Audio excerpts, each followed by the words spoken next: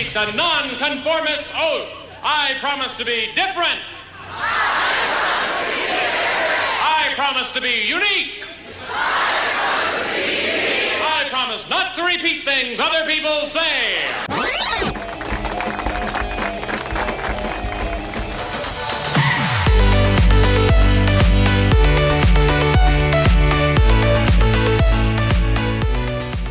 Welcome back to Positive Blatherings with Fitz, and today is a very special episode because I have been trying to get this gentleman on the show for probably well over a year, maybe even two, but he's a busy guy and I'm a busy guy, and so we finally were able to get this together.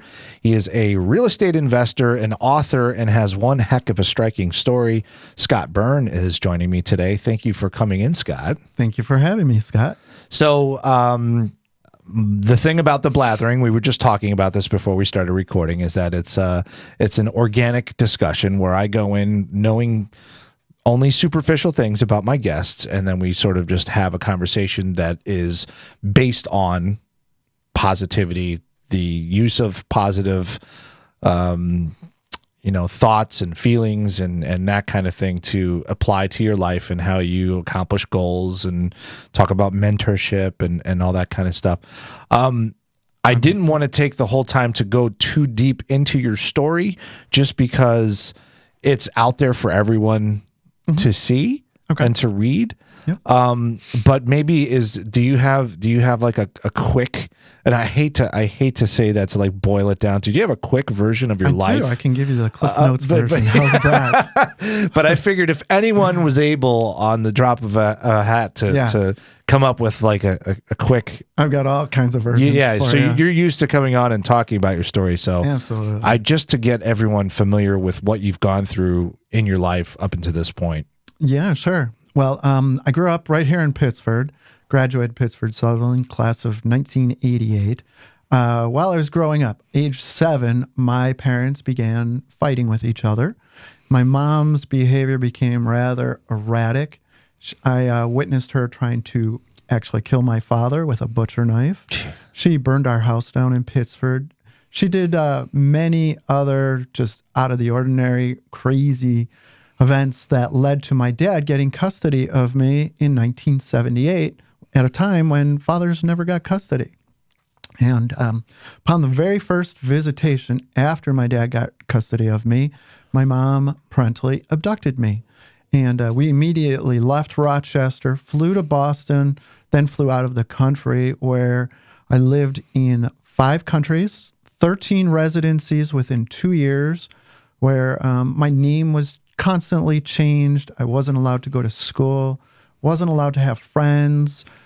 My mother's behavior was extremely erratic and dangerous, so she continuously put me into just dangerous situations until we ended back in the United States 2 years later. We ended up in Houston, Texas, a state at that time that did not recognize the custody of other states. So she thought we could come back to the United States and be safe. Long story short, a babysitter saw my photo in Ladies' Home Journal, August 1981 edition. She immediately went to the office superintendent. They called the police, who called the FBI, and one of the most dramatic days of my life. My mother did not surrender peacefully. There was an elaborate plan to get her back to the apartment complex. Guns drawn, car smashing, long way of saying they got her. And that night, she went to jail and I went to juvenile hall.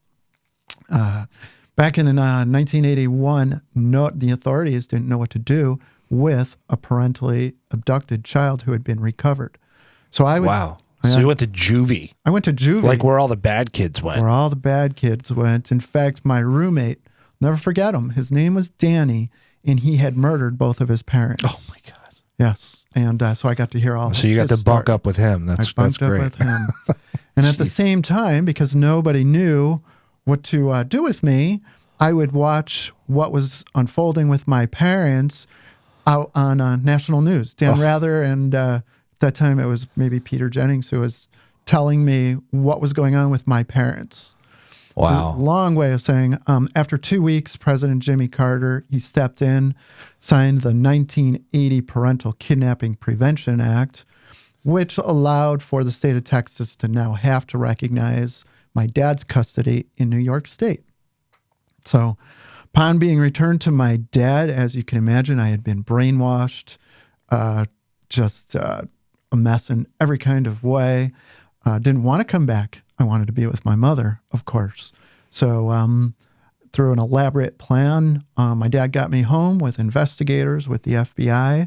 My mother tried to re-kidnap me a couple different times here in Rochester. Even had 2 of the wrong kids kidnapped, and they were left on 490, thinking that it was me and a friend. So, yeah. So Wow. it took a long time to get back to normal. I went to 6th grade and 7th grade with police protection around the clock. And as you can imagine, a lot of details in between there. Was that in Rochester when you were going to school in 6th and 7th grade? Yes. Came back to Pittsford Elementary School and then Pittsford Minden Center High. And I had missed 4th and 5th grade, and everyone decided, because of the traumatic experiences I had had, put me right into the class I would have been in. So I actually missed 4th and 5th grade. And I went right in with my friends that I had grown up with. They thought that would be more important for me. Do you think that was the right decision? Emotionally, yes. Logically, well, put it this way. In college, I got an A in stats, but if you give me addition and subtraction, I'm going to fail it miserably. You skipped those. You skipped them. I skipped those. Wow. Yeah. So, I mean, that story is, well, it's really very, very unique. I mean, you might know of more stories that are similar to yours. Experiences, they overlap. But as far as actually meeting somebody with all of my circumstances, I have not. Children are parentally abducted, and every case is different. So in your professional life now, you do a lot of work that is based on your past to help. What are you doing these days? Well, I have what I do for a living, which is real estate investment. I flip apartment buildings right here in Rochester.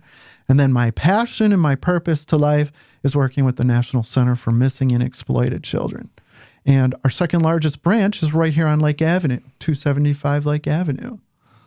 And so just a little of my history. I grew up in South Florida, and when I was a kid, the Adam Walsh story was very, very big because he was taken right sort of down the street from where I lived. He was taken at the Hollywood Fashion Mall, and we lived a stone's throw from there. Okay. And all the kids, I'm pretty sure we were around the same age.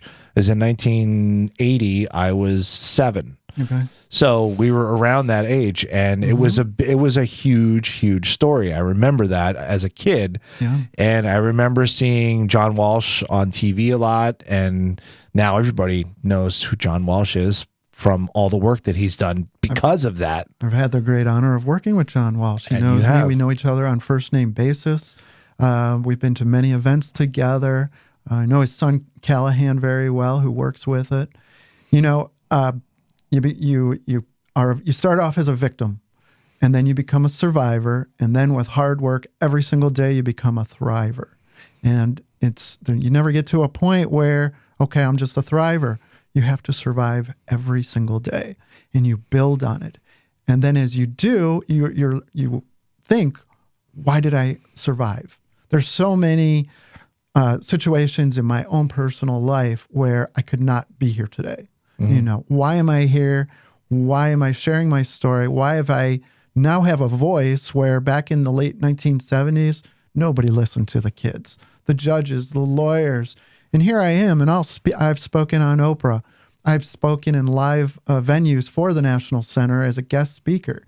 And now I have a voice, and I'm out there, and my voice is loud, bringing awareness and education with just one goal, and that's to keep kids safe and so they don't have to go through what I went through. And John Walsh is out there doing the same exact thing. And what you went through, I was just speaking, completely unrelated, but I was just talking to a friend of mine, and when we were talking about our childhood, And just like the things that, oh, when we were kids, remember your mom and dad used to do this, but nowadays, and we're just joking around and going back. But if I take what you went through and apply that to the conversation that I have, it's just mind blowing to think about to sit here with you today. You are a very well put together gentleman. You've done a lot of great things, and you work really hard, and you are the calmest, nicest like person. You're like, I'm scrambling around like apologizing. You're like, it's cool. I'm good. Yeah. It had to have been a lot of work to get there. Oh gosh, so much work. You start off, there's all the different stages. The therapy stage, which, you hope ends at one point, but then it comes back. Yeah. So having a one-on-one relationship with a great psychologist is key. And then it's finding your tools. In 1989, I went to RIT. It was my first year.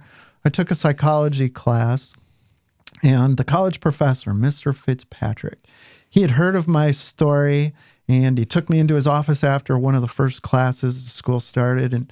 And he said, I know your case. And he said, if you're willing, I'll change your life forever. And I looked at him like, wow, this is creepy. Yeah, right. And he spoke to me about meditation and visualization. Two words that never occurred to me, never heard them before. That man, over 30 years ago, has changed my life. Because had it not been for my daily meditation, which brings focus, which brings gratitude, which brings every healthy emotional characteristic to the surface as a tool, I might be in a different place. I might not be talking to you today. You have to get tools from the outside. We try with Band-Aids, but that Band-Aid gets old and that Band-Aid comes off. It's constant work. How do you walk me through your meditation process? Well, after learning what the process was back then, he made for me a 20-minute tape. And it's his voice that counts me down, that basically brings you so far into your inner being so you can focus on your problems, who you want to be, and then it teaches you the tools to do it. And he gave me this tape at a time when we didn't have apps. Right. Now you can go on and find an app that works for you. All you got to do is Google meditation. We're back at that time, we didn't have that luxury. Right. Out of all the meditation apps, I use the app he gave me with his voice over 30 years ago. On like a Walkman? Yes. I had to download it on my laptop and my phone, but yes. Yeah. And I use that, and when I meditate, I'm not here. You could probably put a needle through my hand. I'm not going to feel it. And I go deep within. And that creates what's on the inside. It assists what looks like on the outside. I'm 51. I should be bald and decrepit by now after my experiences. Everything is formed from within. And that's one of the major tools that help me survive. Wow, that's I'm a big fan of meditation, but I'm not disciplined. So when I first started working here and started putting together the movie that we just made, every single day I would get up, I would pour coffee, I would sit down, I'd put on some very soothing music, and I would sit and breathe and concentrate on things. Mm-hmm. And actually, the one thing I used to do was I used to take a deep breath, and then I would pretend that the air that I just breathed in was like a medicine. And then when I exhaled, I would be exhaling all the junk, all the toxins. Breathing is so important. We need oxygen. Absolutely. It's a basic. It's kind of amazing. It's that simple. Breathe it in through your nose, and it can be as simple as that. It doesn't have to be as deep as what I'm describing. For me, it's been necessary. Meditation could simply be as you're describing. Focus on your breathing before an event or doing something or just driving the car. Was it hard for you to get to a place when you first started meditating? Like how difficult was it to get into that? Oh gosh. Well, it was so foreign to me, and it makes you vulnerable because you have to face your inner demons, your inner experiences. You're going deep within, and you can't hide anything when you do that. And if you're learning about, I use visualization. Everything I do, I visualize doing what you and I are here today. I want a round of applause at the end of this conversation. I don't have my sound effects ready for you. Sorry. Well, I'll do it in post. Okay, sounds good. Sounds good. But, you got to make it a habit. I've made it a habit of 30 years. It's part of my life. I visualize everything. You got to take baby steps. Just start off doing a meditation app one day. Try it again the next day. If it doesn't work for you, jump to the next one. But meditation is key. And that's people that I've met in all kinds of venues. News anchors who have panic attacks and anxiety, things that I've suffered from for a lifetime because of my own experiences. You have to learn how to put those on a leash. Otherwise, they take over your life. And so you need these tools: visualization, meditation, exercise, positive thinking. Yeah. Is it easy? Of course not. Yeah. Human nature says those negative thoughts are going to come in, and when you wake up at 3 in the morning, they take over. Yeah. So you need the tools to recover. I'm thinking about, because I went and had some therapy quite recently, the last couple of years. That really just completely changed my life. I would not be doing as well as I am doing right now. And we're all continuing to grow every day. But I would not be here if I hadn't gone through any therapy and learning about my past and learning about things that I thought were fine. I was like, oh yeah, that was okay. And then I started realizing, no, that wasn't okay. That what you went through was maybe traumatic, or it set you on a certain path.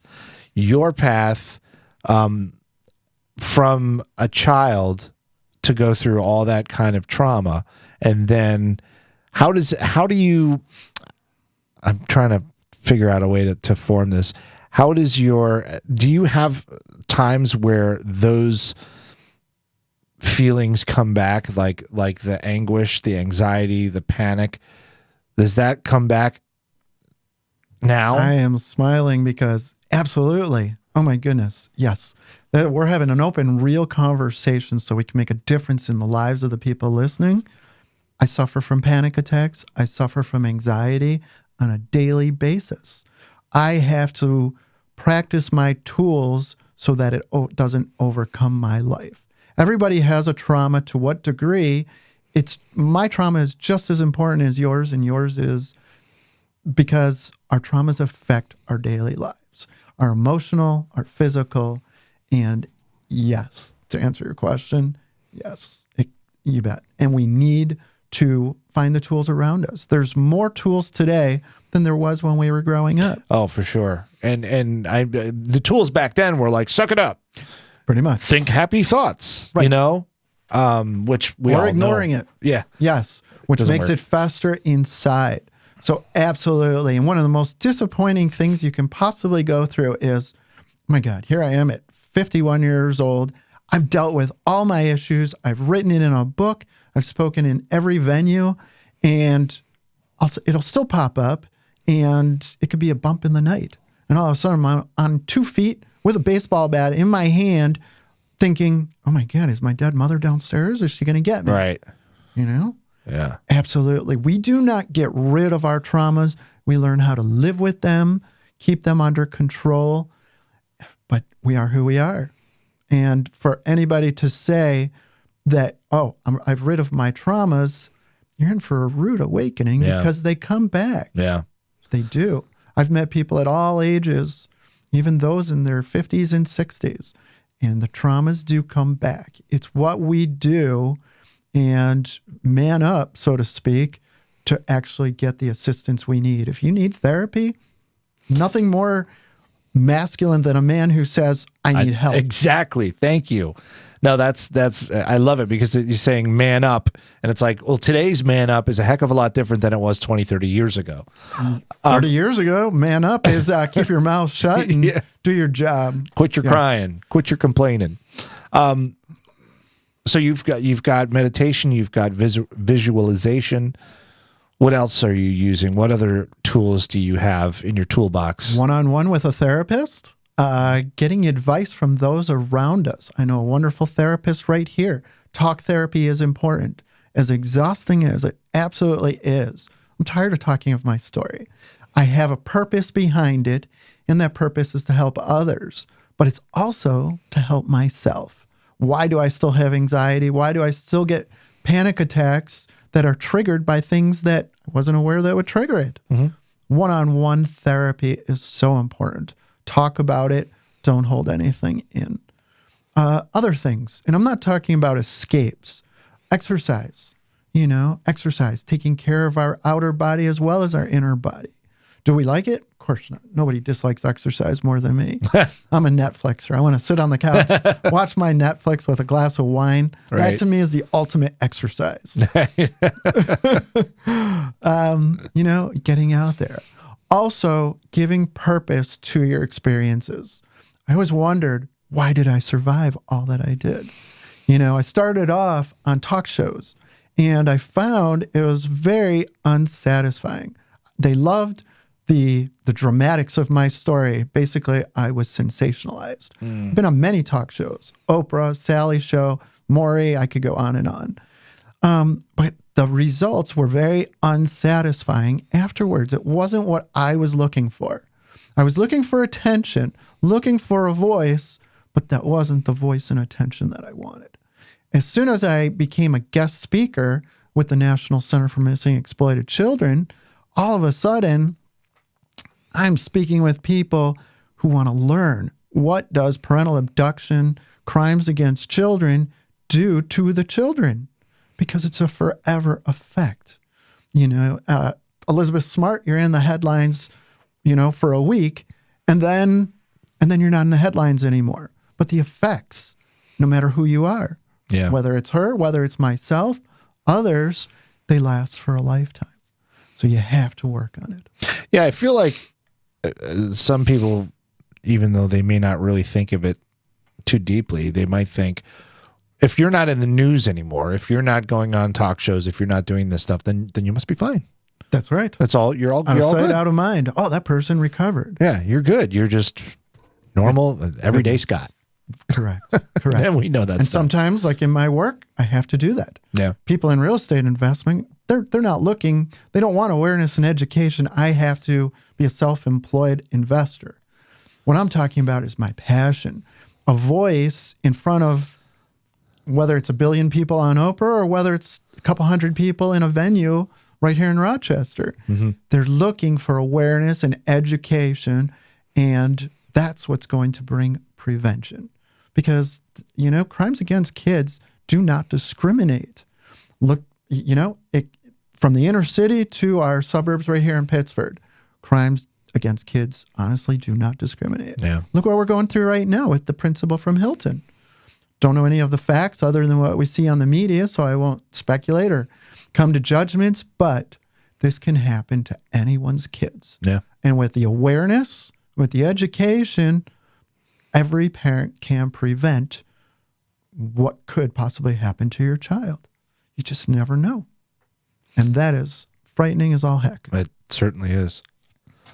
So you brought up your work as a real estate investor, and you tell me you're a real estate investor. I think, well, if someone says he's a real estate investor, I think of I don't know. I think of a, I don't want to say an evil person, but I think of someone who's not as nice as you seem to be.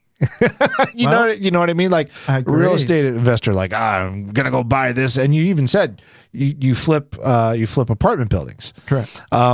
So that has got to be, how did you get into that line of work? What got you into that line of work? Well, I had moved away for a while. I lived in the Caribbean where my family co-owned a school. So I got to live down there. I have a second residency up in the Lakes region of New Hampshire. I opened a business of my own up there. And then I looked around and I thought, oh my goodness, I'm in my 40s. It's time to come back to Pittsford and step out and use my story. I wrote the book. I get out there, things that I could only do by coming home. And I thought, okay, what a cool thing. I've been self-employed, meaning by the time you're 40 and you're self-employed, you're unemployable. Nobody would want to hire me at that age. Nobody wants to hire me at this age. At 51, I'm unemployable. I've never worked for anyone. So I saw a real estate market right in our backyard, and I thought, I'm going to be a landlord. I treat people with, respect and karma. I treat people the way I want to be treated. So I went down to Avenue D and North Clinton, and I bought my first duplex. And within a couple weeks of landlording, I was like, oh my God, this spoiled little kid from Pittsford had no idea what he was getting himself into. Completely different world. So I sold it, and the light bulb went off. And I did it again. I bought another one and I flipped it. And now I'm like 12 years into flipping. And yes, there's a connotation with flippers, with real estate investors. There's one thing on their mind, and it's money. Sure. But you can earn money and do well, and at the same time, treat people with respect. You know, I have a lot of families when I'm flipping buildings, holding buildings, that, you know, they're not as fortunate as you and me. They didn't grow up in Pittsford. They're just trying to get by. They're struggling with the social issues of our inner city. Mm-hmm. And if you, all they want is some respect, just like you and me. Mm-hmm. So my message there is, you're a decent person if you treat them with karma and respect, and you're not just in it for the money. I'd be a hypocrite to say the money's great. We have to earn our living. You got to earn a living, and you're going to do something that makes you money. You're not going to do something that loses you money. At the end of the day, you got to live with yourself too. Yeah. Okay. I'm just speaking for myself. You got to be able to sleep at night knowing, all right, I might not have made the extra dollar here, but I made a difference in somebody's life. Yeah. No, that's big picture. Always the big picture. And if you focus on that, it'll keep you focused. There's another coping mechanism I've always used. I don't stress the smaller details. I have to focus on them, but if you have the big picture in mind, it will keep you on those tracks going forward and not keep you going left or right and deviate. Yeah. When you're not drinking wine and watching Netflix for fun, what is it? What do you enjoy doing? What's your release? I am a really simple person. I love going up to the Lakes region of New Hampshire, going for a convertible ride around the lake, going jogging. Yeah. I love our parks right here. I try to find the simple things. Keeps me humbled, keeps me grateful. Believe it or not, very simple. I love reading books about other people's survival. For example, I'm reading right now Dan Harris, the news anchor, 10% of Happiness. And he suffered from anxiety and panic attacks. That's somebody I want to learn from. Mm. You know, books about Elizabeth Vargas. She wrote a great book about dealing with depression and childhood trauma. We're all in the same boat. We're trying not to be a victim. We're trying to survive. And with hard work, we're all trying to thrive. It's an everyday job. And that's our job. Treat those around us the best we can. Try to live the healthiest life we possibly can. And if we all had that attitude, we'll stay focused and we'll treat people well around us. How do you what kind of advice would you give someone who's just coming up and wants to get into real estate investing? Real estate investing, boy, do your homework. It is a lot of homework, huh? It is not easy. You know, I'll tell people, oh, hey, I'm a flipper. Everybody wants to be a flipper. Right. You know, will you show me how? Will you, I want to go flip. I'm going to do it next week. It's just really? Yeah. 12 years and I'm finally getting there and I'm still growing. Just when I think I've seen something and I know it all, I just, shake my head and it's like, I don't know it all. We're constantly learning. Yeah. Start from the basics. I've learned the hard way. I've done my homework. Start off really simple. I love the KISS concept. Keep it simple, stupid. Also my favorite rock group. and that's honestly it. If you look at all the aspects of real estate investment, you can spend $40,000 on education and still not buy a house. Start simple. And that's my best advice. If I can do it, anybody can do it. You just got to stay focused, big pictured. Working in the inner city has made me worldly, because growing up a very fortunate kid in Pittsford is not the real world. You have to be able to handle the real world. And I love the fact that you classify yourself as a fortunate kid growing up in Pittsford, where I don't know how many people would say that you had a fortunate childhood. But look at the awesome things that I'm doing. Look at the awesome things now that you're doing. Now we can talk about attitude. There's another coping mechanism. Glasses half full, half empty concept. Attitude is huge. Yeah. So, and I got to work on it every day. I don't want you to think, oh, hey, here's this real positive Mr. Disney kid where, little bluebird comes and lands on your shoulder. You pet him. Exactly. Every day. Yeah. Every day. And when you've experienced traumatic childhood experiences, it does take work. It's so easy to wake up negative. You got to force yourself to look at the positive. You can look at the negative and say, how am I going to change it? How am I going to work on it? And that's where the other coping mechanisms come into play. But attitude is huge. I'm grateful for my experiences. Would I be sitting here with you today? I have nothing to talk about. Would I have been on Oprah? Would have had nothing to talk about. What a life-changing experience to get out there and have a voice and be able to look at an audience with a microphone and never stand behind a podium, speak from the heart and look at people who are looking me in the eyes, learning from me, saying, oh my God, okay. I had a really important question from a couple at a speaking I was giving in Albany. I'm going back a few years. And I love audience questions. I really do. It makes it real.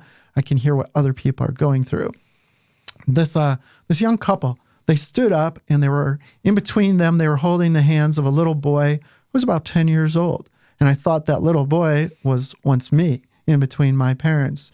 And the parents asked, we're going through a divorce. What could we do so that our little boy doesn't go through the trauma and dramatic experiences that you went through? So here I am talking to parents, educating parents, don't put yourselves first, put your child first. Put the best interests of the child before your anger and your revenge against the other parent. My mother didn't do that. It was always about getting even. Never once did she think, oh gosh, I'm going to really screw up my son. Right. So you said that I can ask you anything. Ask me anything. So there isn't anything I can't talk about. Your brother that went through all this with you, he chose to go back and live with his mother. He did. And you guys do not have a relationship these days? We do not. We haven't spoken literally in 27 years. And there are circumstances behind that. To keep it brief, when he was in high school, I was in college. My dad found out that he had been in communication with my mother, and she was brainwashing him all over.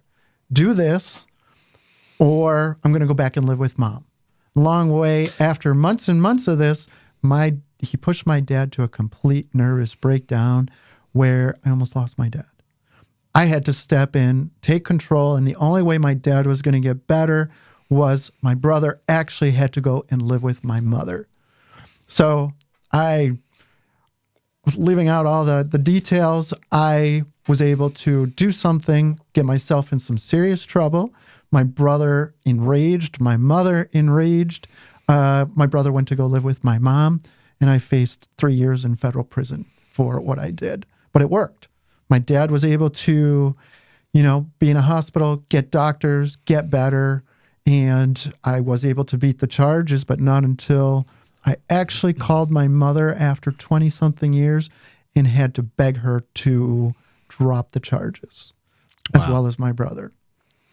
And you can only imagine what a conversation that was.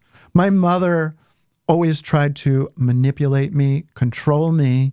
And when I was 14, 15, and I discovered the truth on my own, I have tubs of magazine and newspaper articles. I still have the original court transcripts. Because if you can't trust your parents, who are you going to trust? Do I trust my dad? Do I trust my mom? I had to find out on my own.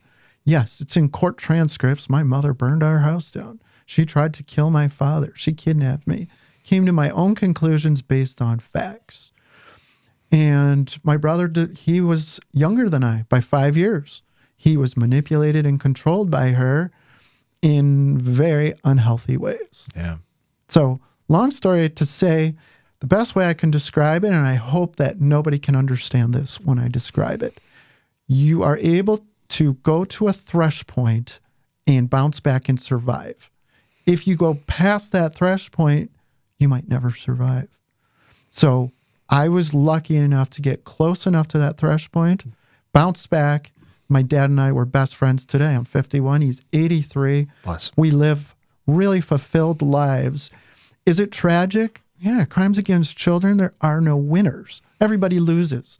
The parents, the kids, there are no winners. We're talking about survival from being a victim. And with hard work, thriving. I can't go back. I can never allow somebody, whether it's my mother or my brother, to manipulate or control me. And I smell it a mile away.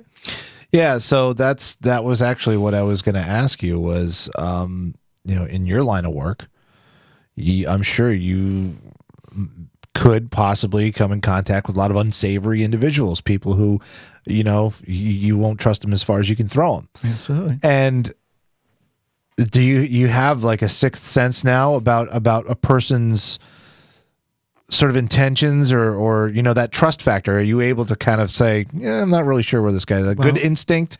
Instincts are key, more so in the personal relationships. I've never entered a relationship with a woman who was controlling or manipulating. Just can't do it. Your partners, everybody puts in 100%, you meet in the middle. My mother taught me my best lessons by example. She ran from everything. She controlled and manipulated. Those are 3 things that I do not. Yeah. That's, I don't want to make this analogy, but it's sort of similar to, this is, I guess it's the only way I can make this analogy is when I've had like terrible bosses, and so when I am in charge, like if on the movie, if I'm in charge of people, I want to make sure that I treat them the right way. And I think about how I was treated in really terrible jobs, and I apply that to that situation. I'm like, all right, well, I remember when I was working at this for this guy and he did this, that sucked. I don't want to do that. Exactly. I'm going to do that the opposite with these people. It's attitude again. I mean, it's very, very easy to stay a victim. I could have been quiet about my story and my experiences. I could be an alcoholic, a drug user. I could treat people horribly. We have a choice. It comes down to attitude. It comes down to wants. You got to want it. Survival and thriving, it's hard work. But it's worth it. It really is worth it. I think you probably make it look easy. I hope not. You don't want it to. You don't I want do it. not want it to look easy. Okay. Absolutely. I fight every day for positive attitude, for gratitude, to continue to stay focused on my mission in life. We all have a life purpose. My life purpose was to survive everything that I did, to have the knowledge and focus so that other kids don't have to go through what I went through. And part of that is I've testified in Albany in front of, the Senate. I've testified on Capitol Hill, changing laws, bringing awareness, bringing education. All the big picture is simple. It's not doing those things. The big picture is I don't want other children to have to go through and suffer and have to become a victim and then survive and thrive the ways that I've had to. Easy is not a word in my vocabulary. I suffer. I suffer with anxiety. I suffer with panic attacks. I'm not going to sit here and tell you nothing's easy about it. And unfortunately, it is a forever stage. When I was in my 20s, I thought, "Oh, this is great. I deserve it. I'm going to be 30 years old. I'm going to be wealthy. I don't have to work. I'm going to have the prettiest wife in the world. It's all going to fall in my lap." And then you wake up at 30 and it's no different. It's like, oh my God, I got to keep working hard. And then at 40, same thing. Now at 50 and 51, I realize this is a forever stage. Nothing is easy for anyone. And somebody who tells you that it is, not being honest. Trying trying to sell something. Just not yeah, Not being honest. What's your so you travel a lot, you've got a lot of different places that you've been in your life. What's your favorite view? My favorite view, it's called Wolfboro, New Hampshire. My dad took me there as a kid. We had a cottage there as a teenager. I bought a house there that I've owned for 33 years. Going down to the docks, standing out on the dock, watching the sun go down over the still lake, over the mountains. There is no place like the Lakes region of New Hampshire. Having traveled all over the world, having lived in the Caribbean, that's my place. And I only get up there a few times a year, but all I have to do is walk out on that dock and everything's okay. Right. So I'd wish for everybody. I love that. Have a secret place. And I don't want him to sound Mr. Disney. Yeah. Have a place where you can surrender, not to the bad, but surrender to the good, to the gratitude. Yeah, and it could be anything. It could be a little room in your basement that you've created. That's just, I had that for years. All I had was this little tiny room that I put. I used to listen to movie soundtracks, and not the score, the classical stuff. And I would have pictures on the wall. I had a vision board, so I had like things that I wanted to accomplish, and I would go in there and I would meditate and I would think about, imagine what it was like to be making a movie, to have a movie done. And this was 2009, so it took me a while. But that's where it starts. Again, visualization. It doesn't have to be as grandiose of going to the Lakes region of New Hampshire, going to somewhere that you love. It's right in your mind. Meditation allows you to do that. It could be as simple as meditating and visualizing. We have all the tools within us. If we're willing to use them or not is up to each individual. And you're talking about the law of attraction. Right. There's this great book that everybody has heard of. It's called The Secret by Rhonda Byrne. Law of attraction. You visualize it and you work hard and you use the tools, you're going to get there, just like you just described. You visualized it and here you are.